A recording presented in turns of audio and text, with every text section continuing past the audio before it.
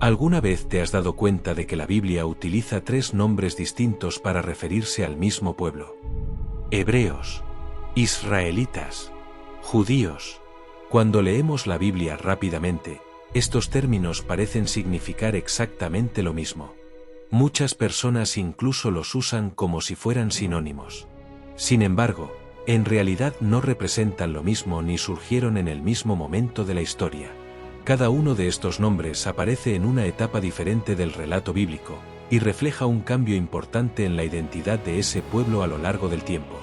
Por ejemplo, en los primeros relatos del Génesis encontramos a Abraham, el patriarca al que Dios llamó para salir de su tierra. A él la Biblia lo describe como hebreo. Ese término estaba relacionado con su origen, y con su condición de extranjero que había cruzado desde otra tierra para seguir el llamado de Dios. Generaciones más tarde, cuando la familia de Abraham ya se había multiplicado, y su nieto Jacob recibió un nuevo nombre, Israel, sus descendientes comenzaron a ser conocidos como israelitas. Ese nombre ya no describía solamente a una familia o un linaje, sino a un pueblo completo, una nación formada por las 12 tribus que surgieron de los hijos de Jacob. Mucho tiempo después, tras guerras, divisiones, y el dramático periodo del exilio en Babilonia, surgió otro nombre que terminó predominando: judíos. Este término comenzó relacionándose con la tribu de Judá, pero con el paso del tiempo, llegó a identificar a todo el pueblo que preservó su fe, su cultura y sus tradiciones. Por eso, entender estas diferencias no es simplemente una curiosidad histórica. De hecho, puede cambiar por completo la forma en que interpretas muchos pasajes de la Biblia. Cuando sabes en qué momento de la historia aparece cada término, muchos textos que antes parecían confusos comienzan a tener mucho más sentido. En este vídeo vamos a explorar esa historia paso a paso. Vamos a descubrir por qué Abraham era llamado hebreo, qué significaba realmente ese término y de dónde proviene. También veremos cuando los hebreos comenzaron a ser conocidos como israelitas, y cómo ese cambio estuvo relacionado con el nacimiento de una nación y con el pacto que Dios estableció con su pueblo. Y finalmente entenderemos cómo surgió el término judío, y por qué ese nombre terminó siendo el que se mantiene hasta nuestros días. Porque en la Biblia, cada palabra tiene una historia detrás. Cada nombre refleja un momento específico. Y juntos forman parte de un mismo relato que se desarrolla a lo largo de siglos. Así que, para entenderlo correctamente, tenemos que comenzar desde el principio. No olvides presionar el botón de suscribirte a nuestro canal, solo te tomará un segundo. La primera vez que la Biblia usa la palabra hebreo aparece en Génesis 2 y 13, donde Abraham es llamado Abram el hebreo. Pero, ¿qué significa realmente esa palabra? El término proviene del hebreo ibri, que puede traducirse como el que cruzó o el que viene del otro lado. Esto tiene sentido cuando recordamos la historia de Abraham. Dios le pidió algo radical: dejar su tierra, su familia y su cultura. A los 75 años, Abraham obedeció. Salió de su ciudad y cruzó el río Éufrates rumbo a una tierra desconocida, Canaán. Por eso fue llamado hebreo. Era el hombre que había cruzado al otro lado. Un extranjero. Un peregrino. Pero existe otra posible explicación del nombre. Algunos estudiosos creen que hebreo también podría significar descendiente de Heber, un antepasado de Abraham mencionado en Génesis. En cualquiera de los dos casos, la idea es la misma. Los hebreos eran un pueblo diferente, separado de las demás naciones. No eran un imperio. No tenían territorio propio. Eran una familia nómada que confiaba en la promesa de Dios. Con el paso de los años, la promesa que Dios le había hecho a Abraham comenzó a cumplirse poco a poco. Aquella familia que había empezado con un solo hombre y su esposa empezó a crecer generación tras generación. Primero nació Isaac, el hijo prometido. Luego Isaac tuvo a Jacob, quien más tarde recibiría un papel central en la historia del pueblo de Dios. Jacob tuvo 12 hijos, y de ellos surgirían las 12 tribus que más adelante formarían toda una nación. Sin embargo, en aquellos primeros tiempos todavía eran simplemente una gran familia. Un día ocurrió algo que cambiaría el rumbo de su historia. Una fuerte hambruna se extendió por la tierra de Canaán. La escasez era tan severa que resultaba imposible sobrevivir allí. Fue entonces cuando Jacob y toda su familia tomaron la decisión de trasladarse a Egipto, donde había alimento. Cuando llegaron a Egipto, la familia de Jacob era muy pequeña. Según relata el libro de Génesis, en total eran apenas 70 personas. Nadie podía imaginar que aquel pequeño grupo se convertiría algún día en un pueblo numeroso. Pero con el paso de los años ocurrió algo extraordinario. Los descendientes de Jacob comenzaron a multiplicarse rápidamente. Las generaciones se sucedían, las familias crecían y cada vez había más hebreos viviendo en la tierra de Egipto. El libro de Éxodo describe este crecimiento de una manera muy clara. Dice que fueron tan numerosos que llenaron la tierra. Lo que había comenzado como una pequeña familia extranjera se estaba convirtiendo en una multitud. Sin embargo, para los egipcios seguían siendo simplemente los hebreos. Un pueblo diferente, procedente de otra tierra, con costumbres distintas. Con el tiempo, los gobernantes egipcios comenzaron a temer que aquel pueblo creciera demasiado y se volviera una amenaza. Por eso tomaron una decisión cruel: convertirlos en esclavos. Así comenzaron siglos de sufrimiento. Los hebreos fueron obligados a trabajar duramente, construyendo ciudades y levantando enormes edificaciones. Pasaban sus días fabricando ladrillos bajo el sol, realizando trabajos pesados y soportando una opresión cada vez mayor. Eran los hebreos esclavizados. Los hebreos que trabajaban sin descanso. Los hebreos que lloraban y clamaban a Dios pidiendo ayuda. Pero su historia estaba a punto de cambiar. Porque en medio de esa opresión ocurrió uno de los acontecimientos más decisivos de toda la Biblia. El momento en que Dios intervino para liberar a su pueblo. El acontecimiento conocido como el Éxodo. Después de salir de Egipto, el pueblo llegó al monte Sinaí. Y allí sucedió algo que transformó completamente su identidad. Dios estableció un pacto con ellos.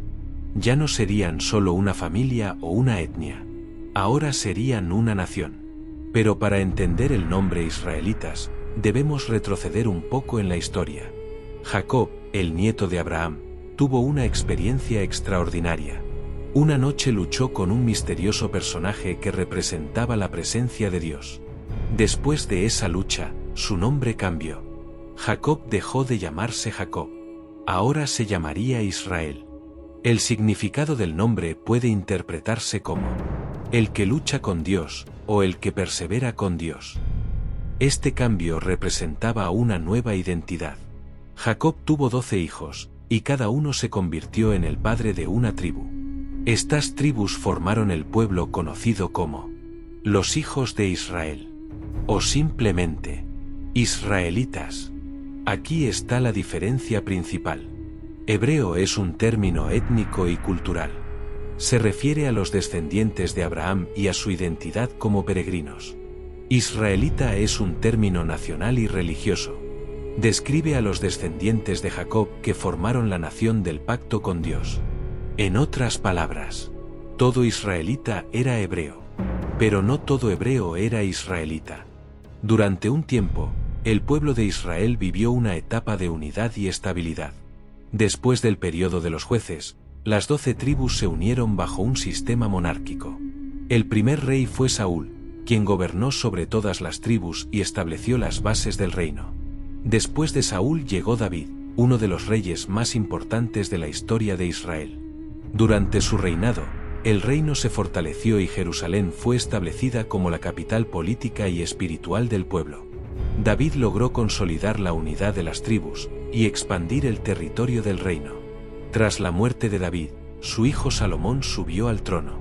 Salomón es recordado por su sabiduría y por la construcción del primer templo en Jerusalén, un lugar central para la adoración del pueblo de Israel.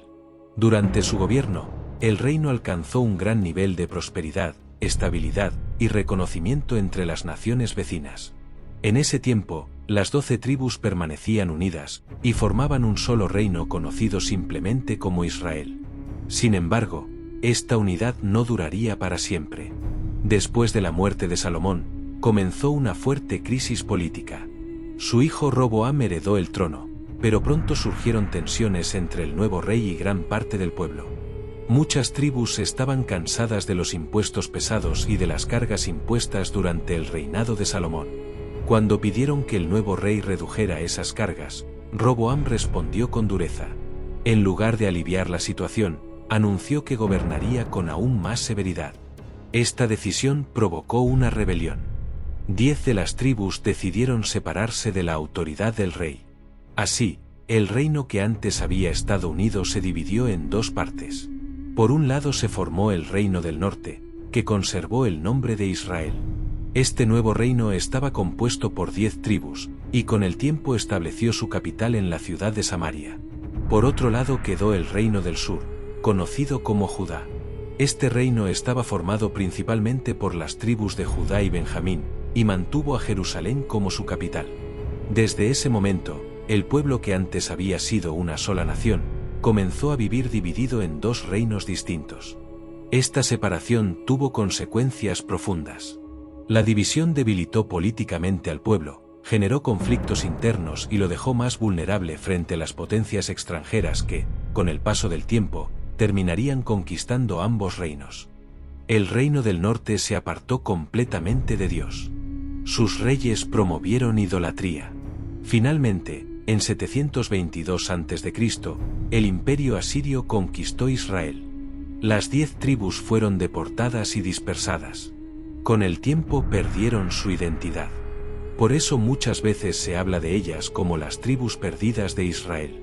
Mientras tanto, el reino del sur, Judá, sobrevivió un poco más. Pero también terminó cayendo. En 586 a.C., Babilonia destruyó Jerusalén y el templo. Muchos habitantes fueron llevados al exilio. Y fue en este periodo cuando apareció el término judío. La palabra proviene de Judá. Al principio significaba simplemente persona de la tribu de Judá. Pero después del exilio su significado cambió. Como las otras tribus habían desaparecido, los sobrevivientes comenzaron a ser conocidos colectivamente como judíos. El término empezó a representar identidad religiosa, cultura, tradición y fe en el Dios de Israel. Durante el periodo del exilio ocurrió uno de los cambios más importantes en la historia espiritual del pueblo de Israel. Cuando Babilonia conquistó Jerusalén, el templo fue destruido, y gran parte de la población fue llevada lejos de su tierra. Aquello fue un golpe profundo para la vida religiosa del pueblo. De repente, todo aquello que había sido el centro de su fe desapareció. Ya no tenían templo, el lugar donde se ofrecían los sacrificios a Dios. Ya no podían realizar las ceremonias que durante siglos habían formado parte de su adoración. Tampoco estaban en su tierra, la tierra que consideraban prometida y que había sido parte fundamental de su identidad. Muchos podrían haber pensado que, sin templo y sin sacrificios, la fe del pueblo desaparecería con el tiempo. Pero ocurrió algo muy diferente. En lugar de abandonar su fe, los judíos comenzaron a desarrollar nuevas maneras de preservarla y transmitirla a las siguientes generaciones. Una de esas formas fue la creación de lugares de reunión conocidos como sinagogas.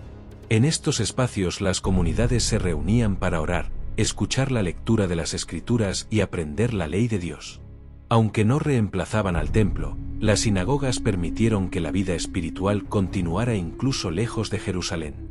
Otra práctica que adquirió aún mayor importancia fue el estudio de las Escrituras. Los textos sagrados comenzaron a copiarse, estudiarse y enseñarse con más dedicación que nunca. La ley y las enseñanzas de los profetas se convirtieron en el centro de la vida religiosa del pueblo. También se reforzó la observancia del sábado, el día de descanso establecido en la ley. Guardar el sábado se transformó en una señal visible de fidelidad a Dios, y en un recordatorio semanal de su identidad como pueblo escogido. De la misma manera, las leyes alimentarias cobraron un significado especial. Las normas sobre qué alimentos podían comer, y cuáles no ayudaban a mantener una diferencia clara entre el pueblo judío y las otras naciones que los rodeaban. La circuncisión también continuó siendo una señal fundamental del pacto. Era una marca física, que recordaba la relación especial que Dios había establecido con su pueblo desde los tiempos de Abraham. Todas estas prácticas se convirtieron en pilares, que ayudaron a mantener viva la identidad del pueblo durante un tiempo extremadamente difícil. A pesar de haber perdido su tierra y su templo, lograron preservar su fe, su cultura y sus tradiciones. Fue precisamente en ese contexto cuando comenzó a formarse lo que hoy conocemos como judaísmo, un sistema religioso y cultural que permitió que el pueblo judío mantuviera su identidad a lo largo de los siglos, incluso viviendo disperso entre otras naciones. Cuando llegamos al Nuevo Testamento, el término judío ya estaba completamente establecido. Jesús era judío. Sus discípulos también. Pablo incluso usa los tres términos para describirse: hebreo, israelita y judío, porque los tres reflejan diferentes aspectos de la misma historia. Si resumimos todo este recorrido histórico, podemos ver con más claridad cómo se desarrolló la identidad de este pueblo a lo largo del tiempo. Primero encontramos a los hebreos. Este es el nombre que aparece en los comienzos de la historia bíblica, cuando todo empezó con Abraham. En ese momento no existía todavía una nación organizada, ni un reino establecido. Era simplemente una familia que había sido llamada por Dios para iniciar un camino diferente.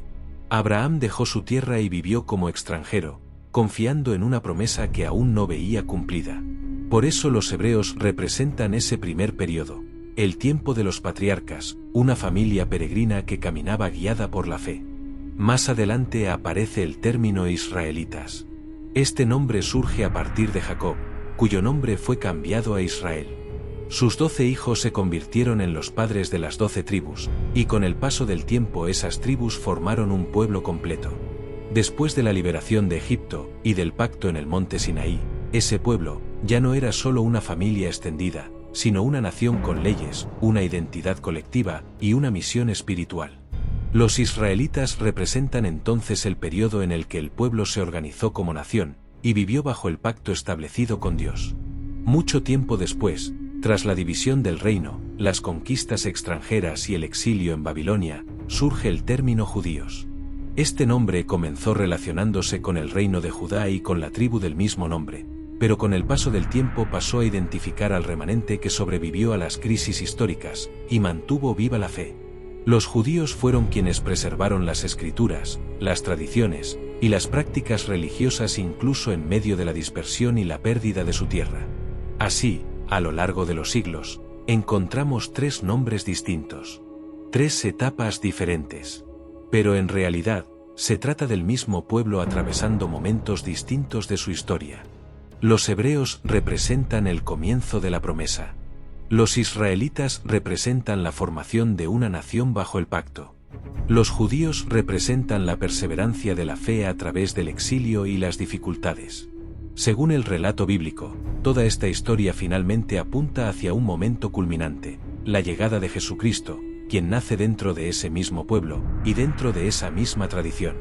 Por eso, cuando vuelvas a leer la Biblia, es posible que empieces a notar algo que antes pasaba desapercibido.